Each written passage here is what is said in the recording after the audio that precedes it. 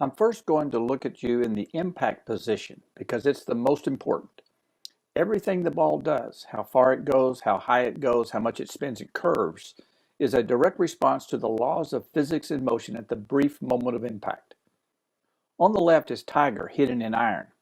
This is video I took at last year's US Open. On the right is Grant Wade hitting a driver. Grant was a PGA Tour player during the 90s and now is one of the top instructors of tour players. Grant's teaching partner is a good friend of mine, Joe Mayo, who lives in Las Vegas. Grant was considered by many as having one of the best and most fundamentally sound golf swings. At impact, they both have the majority of their weight on the left side.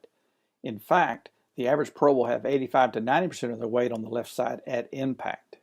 I've drawn a red box from the center of their ankles to the top of their head, and you can see that the red line off their left foot is passing right through their belt buckle, showing how the center of their mass is right on top of their left foot.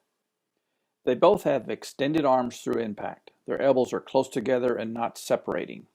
Having extended arms and weight forward allows them to control the low point of their arc of their swing. When hitting the iron, this fundamental allows the placement of the low point to be in front of the ball, so that they hit the ball first and then the ground, producing the maximum compression of the golf ball. These fundamentals also allows for the highest level of consistency in controlling the face angle and club path during impact, so that you in turn have the highest level of consistency in hitting whatever optimal ball flight you want. Ogonna, the purpose of swing analysis is not to change the look of the swing just to make it fit some ideal swing model. The sole purpose is to change the negative ball flight that is impacting your score. Once a ball flight error begins to occur too frequently, then you must identify the part of the player's swing causing the club to be delivered to the ball in the wrong position. Swing fundamentals are not abstract ideas, but are key positions that have a certain look. If the look isn't there, then the fundamental isn't there. No player can work on too many things at once, so it is important to work on a player's missing fundamentals a few at a time and in a proper sequence. First, let's look at your weight distribution during impact. I've drawn a box from the ankles to the top of the head. You can see that Tiger has a huge majority of his weight on his left side. You are evenly balanced between the feet. One of the keys to hitting solid shots is to have the low point of the swing in front of the ball so you can hit the ball before you hit the ground. Watch this clip to see the pro divot. Okay, so if you hit this ball, okay, where would the divot be? Divot's going to be in front of the line. Okay. And if you stood here all day and hit balls, how many times would the divot be behind that line? 0. 0, right.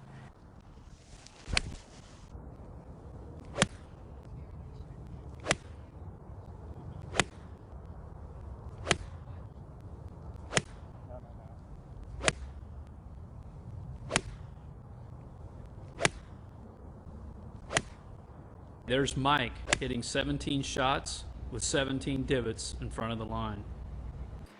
The second important fundamental is to hit with extended arms.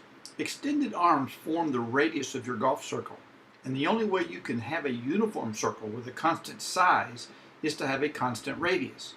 If the arms, and particularly the left arm, is changing their angles during the swing, then the radius is changing, and the size of your golf circle is changing. It is important to set up at the beginning of the swing with extended arms and to hit the ball with the same extended arms.